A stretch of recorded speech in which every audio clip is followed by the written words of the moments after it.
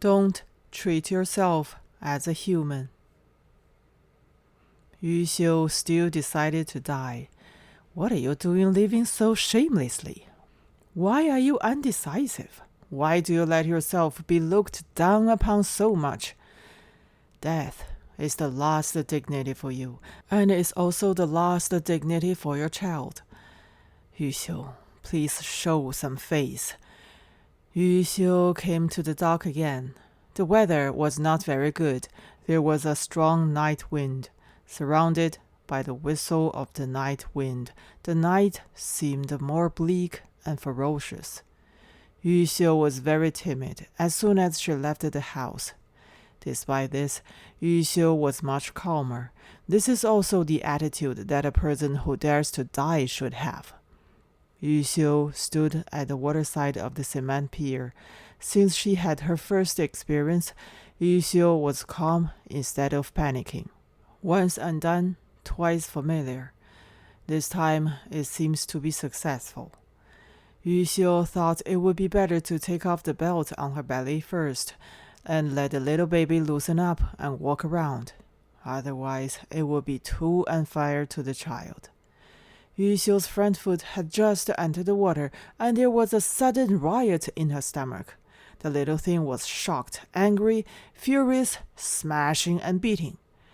Yuxiu stopped her steps and blurted out, "My poor child." The little thing threw all his anger at Yuxiu. Yuxiu was stunned, her iron determination weakening again. The little thing kept moving, but its hands and feet slowly became lighter, like a helpless flea. Yuxiu felt her body being lifted up, and something surged up and rushed to her mouth. Yuxiu wowed and spat it out. Yuxiu vomited and retreated to the shore. After vomiting, Yuxiu's eyes hardened, straightened, and became angry. Yuxiu raised her head and said viciously, "I'm shameless. I just won't die. If you have the guts, give me some knives." Once the heart is dead and numb, life becomes easier. There will be no knife from the sky. Just live like this. Time is not a millstone. You don't need to push it. It will move forward day by day. Let it go. Yuxiu just regarded herself as a child's bed and quilt, nothing else. Yuxiu thought as long as you don't treat yourself as a human being, God can't do anything to you. It was already March in a blink. Yuxiu didn't think about anything, but she was getting sleepier day by day. She even dozed off while sitting behind the scale.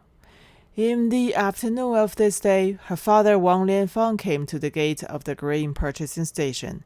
He came to Broken Bridge town by boat from Wang village. Wang Lianfang came to Yuxiu with an artificial leather handbag, smiling. Yuxiu looked up and saw her father, waking up. Wang Lianfang stretched his neck very long and smiled at Yuxiu. There was that proud look on his face. Yuxiu never expected to see her father in this place again. She felt strange in her heart and was quite happy.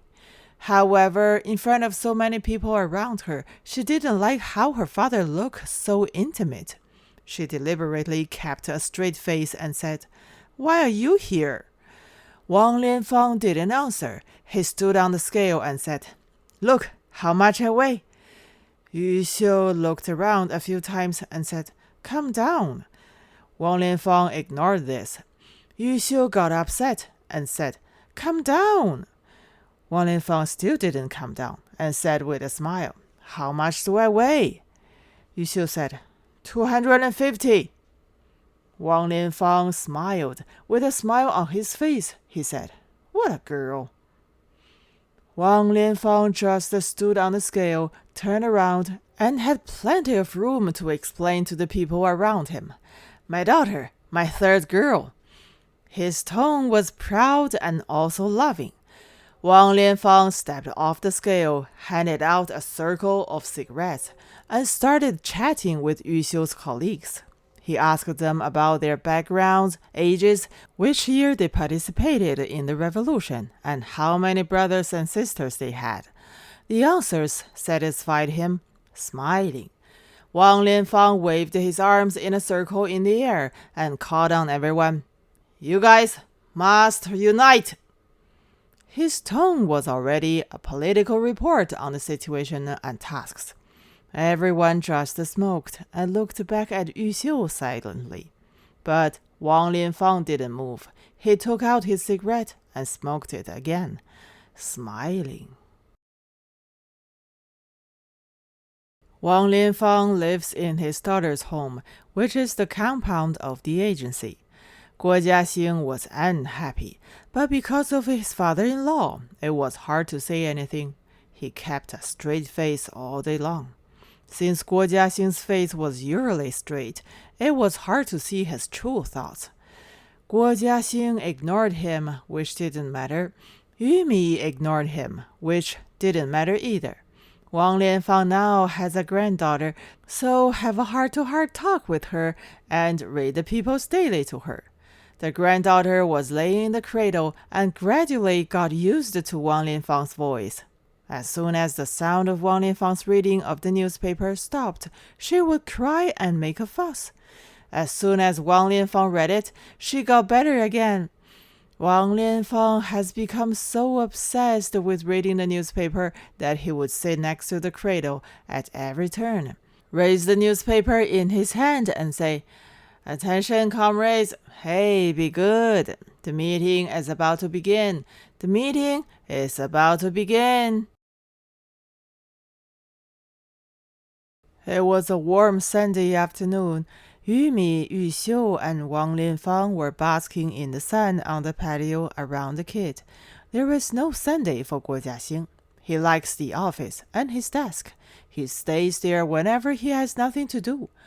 The courtyard is filled with spring sunshine. Yuxiu was still wearing her yellow coat, looking a bit like she was covering her corpse. Yuxiu's bone frame is small, mainly because she is young, and her body shape has not changed much. It is tightly tightened, and it's really hard to tell from the appearance. Of course, it's not that there's nothing that makes Yumi suspicious.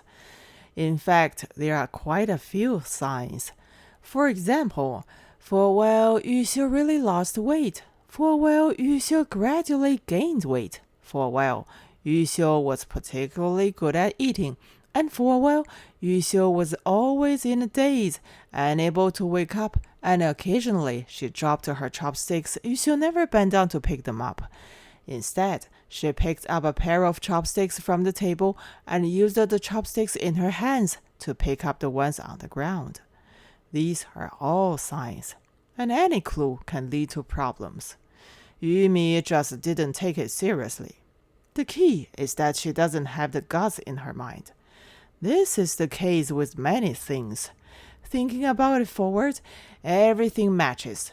The more you think about it, the more problematic it becomes. The biggest problem that Yuxiu has been able to stay in the dark for so long is that she is with Yumi every day. Let's just say Yuxiu is fat.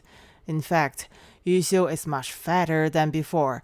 However, this kind of fatness does not come from one bite, but gradually and slowly, without suddenness.